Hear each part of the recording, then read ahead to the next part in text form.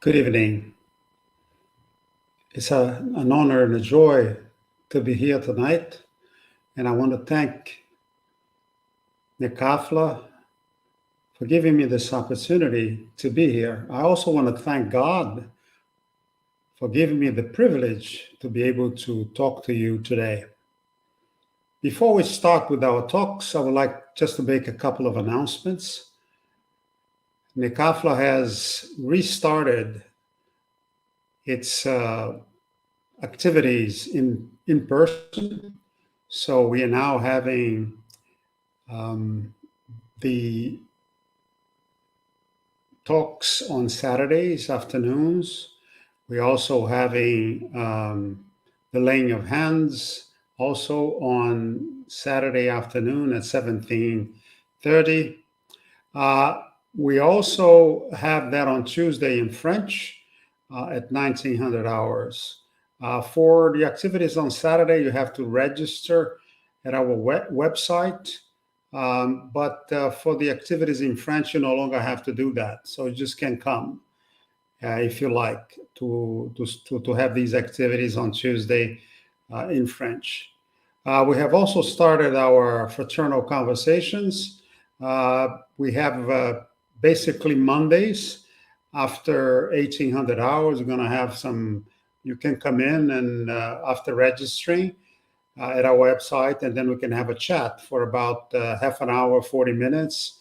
And we are available throughout Monday evening. We also are available on Saturdays starting at around 18:15. So again, many activities are back, and we are still monitoring what's happening in Brussels and in Belgium, and we will try to normalize our activities as soon as possible. Now we're going to go and begin our presentation of tonight. But first of all, let us have a short prayer. So I ask you to close your eyes and breathe deeply. Breathe rhythmically, allowing the good feelings and the good energy that are circulating around you to penetrate into your body, to penetrate into your soul, so that you feel at ease, so that you feel at one with the universe. Let us then focus our attention at a place of calm, at a place of serenity, where we can really concentrate on what is good in this world, on what is good in the universe. And there we can feel the vibrations of love, vibrations of compassion, vibrations of hope, that would allow us then to partake these feelings with all of those spirits, whether they are incarnate or disincarnate, that are surrounding us in both worlds, the spiritual world as well as in the material world. Let us then reach out with our hearts to our brothers and sisters who are incarnate here and send them a lot of love, a lot of hope, a lot of compassion. Let us also think about our friends on the other side of the mirror, those that have departed this world. Let us send them our love, our understanding, our compassion, so that they can continue their journeys towards the light. Let us now also thank all the spirits that are going to be working with us tonight. They're going to help us, inspire us, and guide us. Let us have a little thought to our God, Jesus Christ, thanking him for all the beautiful things that he has left for us that guide us every day of our lives. And finally, let us ask our Creator, the Almighty, to give us the permission to start these talks tonight. Thank you. Amen.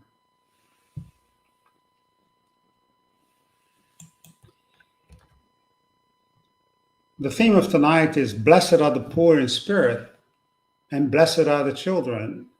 These are two of the main Beatitudes of the Sermon of the Mount. And obviously, if you want to really find the essence of Christianity, the essence of the message of Jesus Christ, all you have to really read is the Sermon of the Mount, because in there is everything that is beautiful in Christianity, that is beautiful in Spiritism as well. So let us start with two of these Beatitudes. Blessed are the poor in spirit, for theirs is the kingdom of heaven. This is Matthew 5:3. And what does Jesus mean by poor in spirit? Well, the poor in spirit are not people without education. The poor in spirit are not people without intelligence. The poor in spirit are actually naturally humble. The poor in spirit have a gift of simplicity. They were born with the simplicity of the soul. And we can think of many examples. We can think of Gandhi, for example. We can think of Chico Xavier. We can think of even of Martin Luther King. People who were naturally humble, people who have this gift of simplicity. And I remember, for example, that when Martin Luther King was assassinated and he was buried in Atlanta, he was carried to his final resting place on top of a chariot pulled by two mules. So very simple image. So this is what we should do. We should strive for the simplicity, strive to become humble. The intelligent are not superior to anyone. The educated are not superior to anyone. Those of us who are educated simply had good opportunities. We had also, we did a lot of work as well, but we are not superior to anyone. Some people are very intelligent, but they have no access to education, unfortunately, because access to education is not equal to everyone. So just because you're educated does not mean that you are superior to anybody. And these two, the intelligent, the educated, do not have a monopoly on wisdom. They do not have a monopoly on wisdom. They do not have a monopoly on spiritual development. Certainly not. Certainly not. There are a lot of people who are not educated, but who have wisdom and who have a high level of spiritual development. So one has to be careful with all of these labels. One has to be careful with all of these words that we can assign to people. You know, Jesus was not a doctor of the law. He was not a doctor of the law. He was not a scribe. He was not a scribe. And he was not a publican. So he was not a tax collector. He was not somebody who would write whatever had to be written at the time. Jesus was just a carpenter. He was just a carpenter. He learned with his father, Joseph, how to be a carpenter. So he was not educated in the traditional sense. He was educated by God, yes, of course. And he had a very, very high, extremely high, infinite high moral level. But we here on earth, we can all be poor or rich in spirit. Even if we are materially rich, even if we are materially poor. The poor do not have a monopoly on humility either. One can be poor materially and very arrogant, in fact. And many times the arrogance, the pride is what make the poor suffer in many ways. Some people are poor, relatively poor, but they can accept their lot. They can live. They can be happy. They can be humble. They can be people who have a lot of wisdom.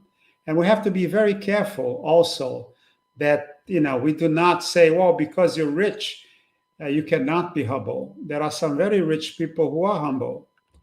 And the rich, as I mentioned before, do not have a monopoly on pride. They do not have a monopoly on pride. God, in fact, only looks at our spiritual development. He only looks at our spiritual development. And obviously, we are different. Some of us have certain qualities better than others. Some of us have some gifts that they receive from God. But again, that does not make us better than anyone, just make us different. But we are equal. We are equal before God because we are his children. We are equal before God because we are his children. We are the children of the same Father. And the rewards, whatever the rewards we get from living on earth or from working very hard on the other side of the mirror in the spiritual world, will always be a function of the moral level that we have and how much of the good news we have received. The efforts that we have made to correct our faults, the actions we took for the good of others, the suffering that we have faced, the suffering that we have accepted, because if you are suffering but you are angry, if you are full of pride, and if you are full of negative feelings within yourself, then you're probably missing some of the wisdom from that experience. Therefore, only those that are truly poor in spirit will be admitted into the kingdom of heaven. So we need to be what? We need to be simple. We need to be humble. And then we can perhaps one day be admitted into the kingdom of heaven. And it was very interesting because sometimes as we live our lives, we accumulate some qualities, obviously, but we also have some defects. And sometimes we're kind of lost. We don't know, am I humble? Am I poor in spirit? And sometimes it can be confusing. But, it's very funny because many, many times God will send you some emissaries. They will send you some people who will try to guide you, to indicate, this is what a poor in spirit is supposed to be. And sometimes it can come from meeting someone anywhere in this world, or it can come into your dreams, for example. You can meet someone who will show you the way. Look, this is how you have to try to behave. Forget about your pride. Forget about your vanity. Don't try to compete with everyone. Be generous with what you have in your heart. Be generous with the gifts that God gave you. Be generous. And these emissaries are there. You just miss them sometimes. I had a couple of encounters like that in my life. And in one case, I felt it within my heart that this was an emissary from God. I really felt that this person was there to show me, what a poor in spirit should be in the Christian sense of the word. But another time, I only discovered that he was an emissary many years later. So be on the lookout for these emissaries. Be on the lookout for these spirits that will show you the way to becoming someone who is poor in spirit. But now let's talk about the children. And it's a very delicate subject. And we have many misconceptions also about children, but some good conceptions as well. Jesus said, everyone who does not have the simplicity and purity of a child will not enter the kingdom of heaven. But what does that really mean? Well, here the child is an example of emotional purity and simplicity. It is something that we should try to have this natural purity, this natural simplicity. And the child then represents the ideal for these qualities.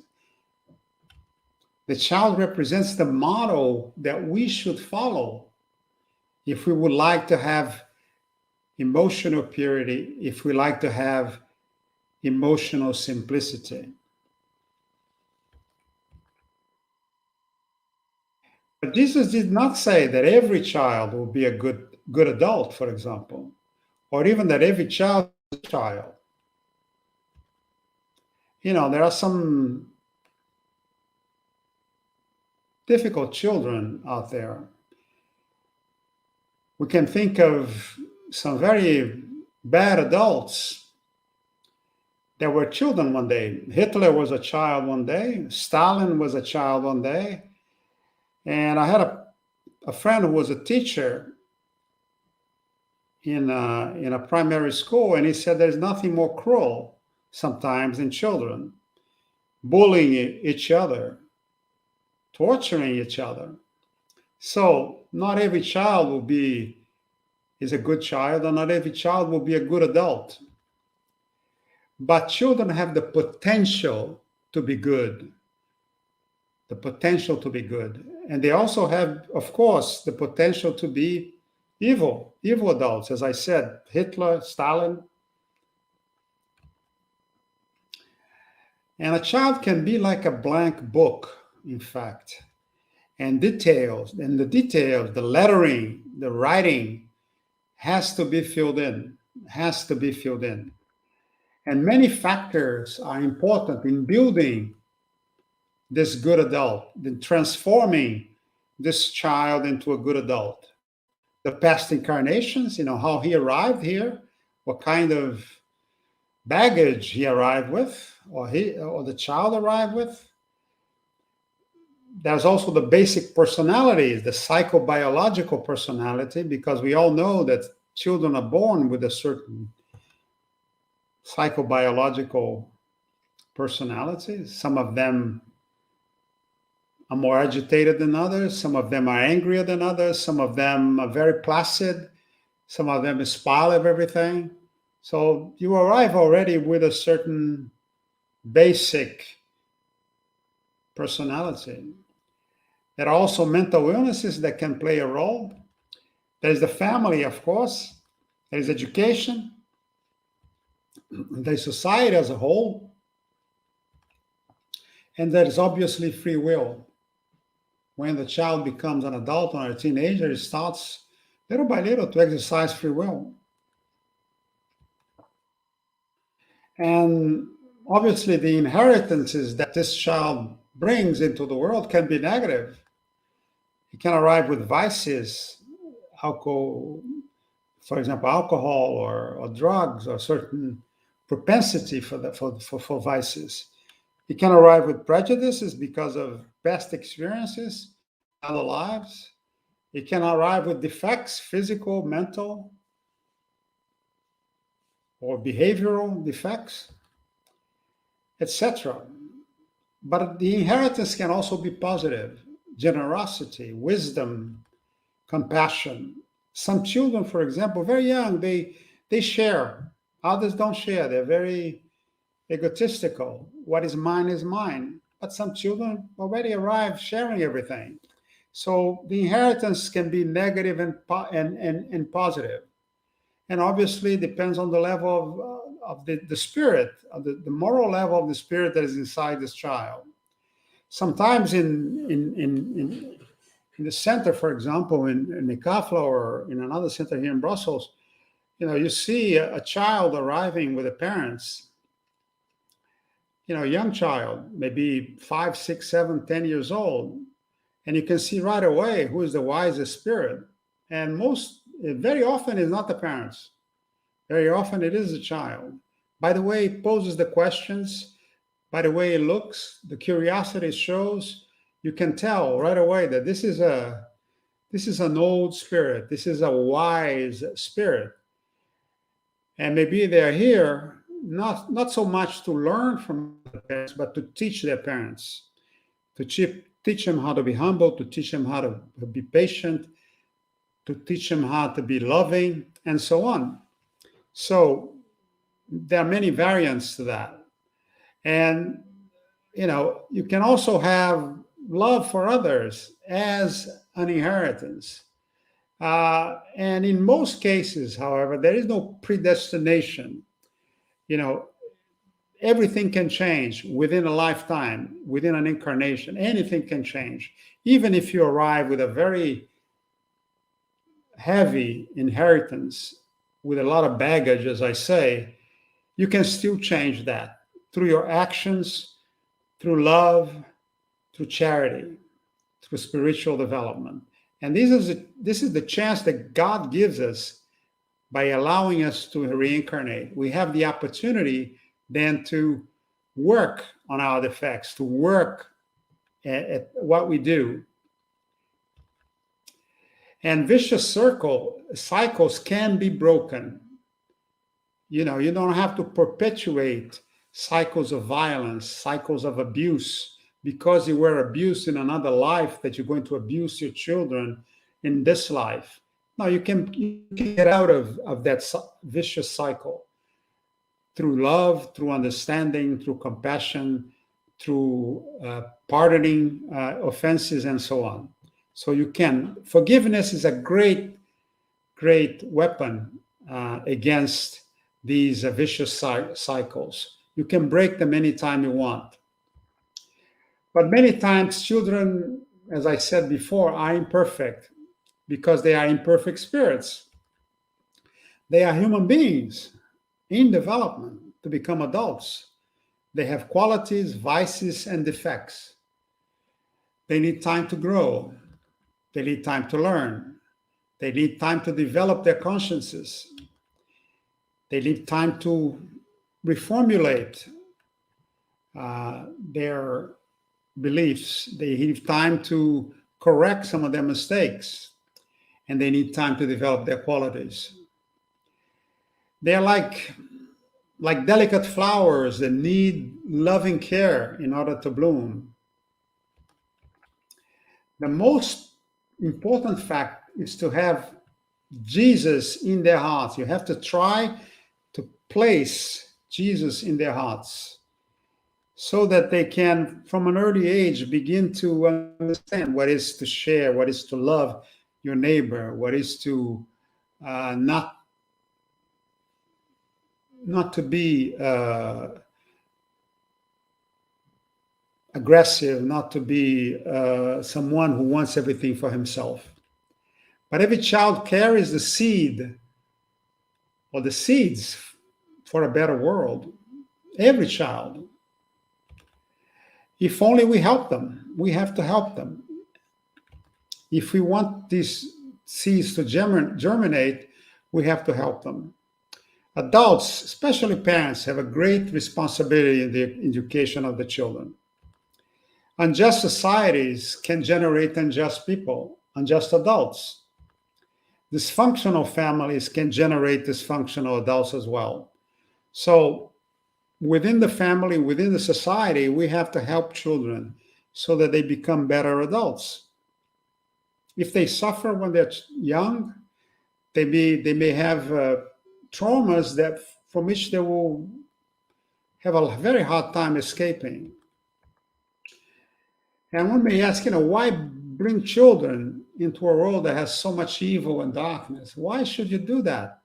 Why should one do that? Why take that risk? But remember that God only allows evil to take place when something better will come as a consequence. God created a perfect world on earth, certainly. But he gave us the ability to transform it through our individual and collective efforts.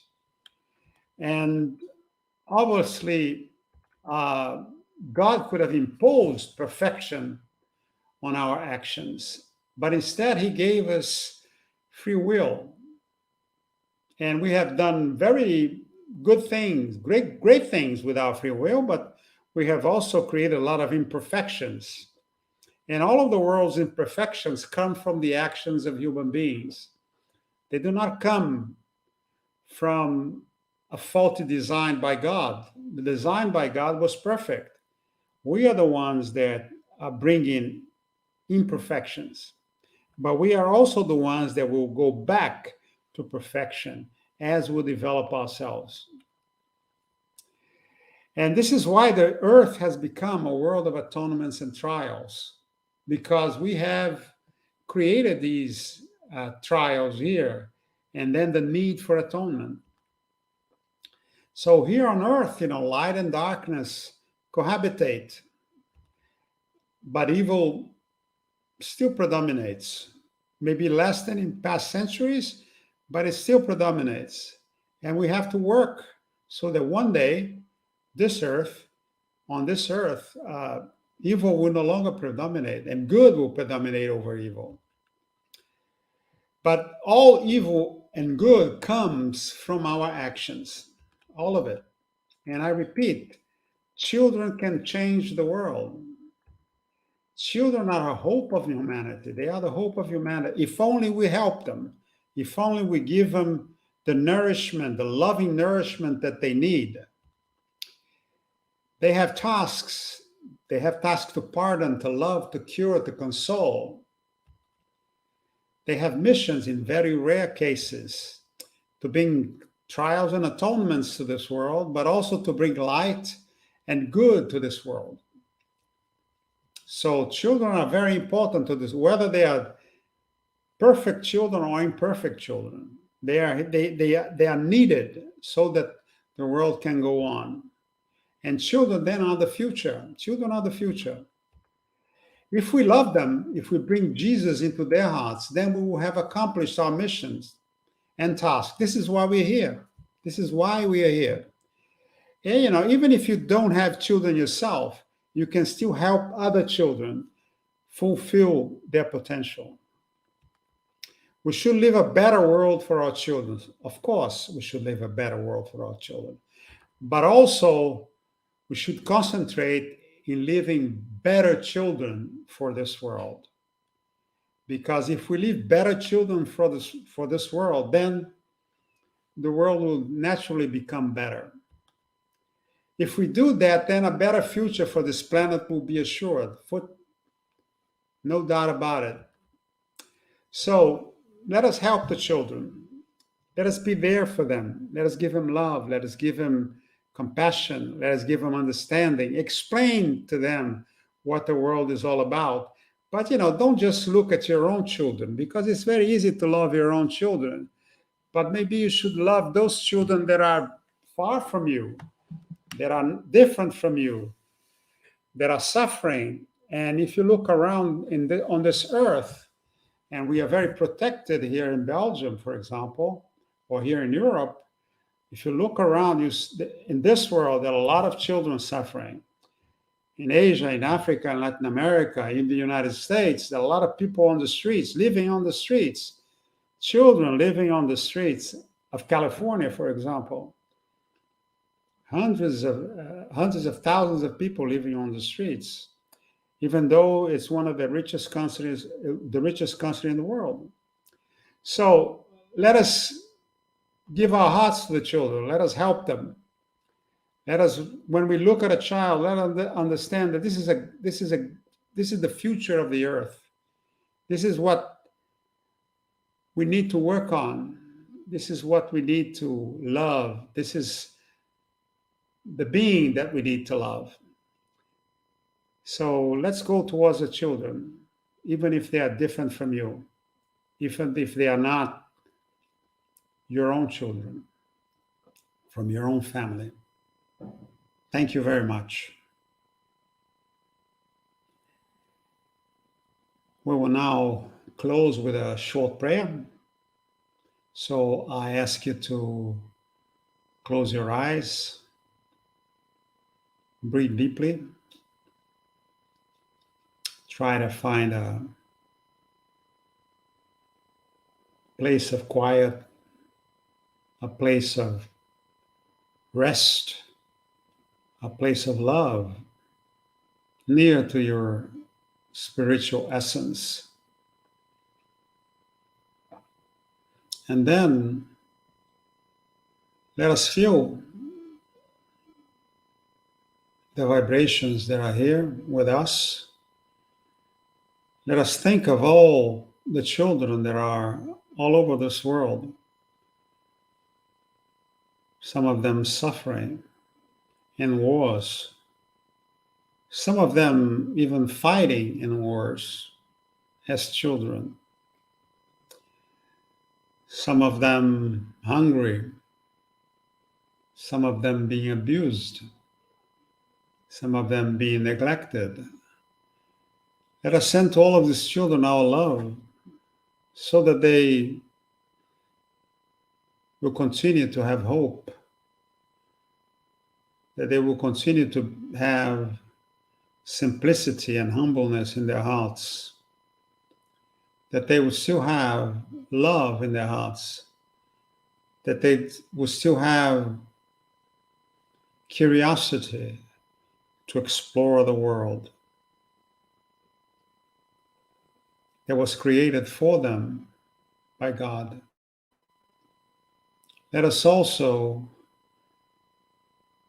send to these children a lot of love so that they can absorb that emotion into their hearts, so that they can little by little grow and become better adults than we are, become adults that are not full of anger, full of hate, full of spite.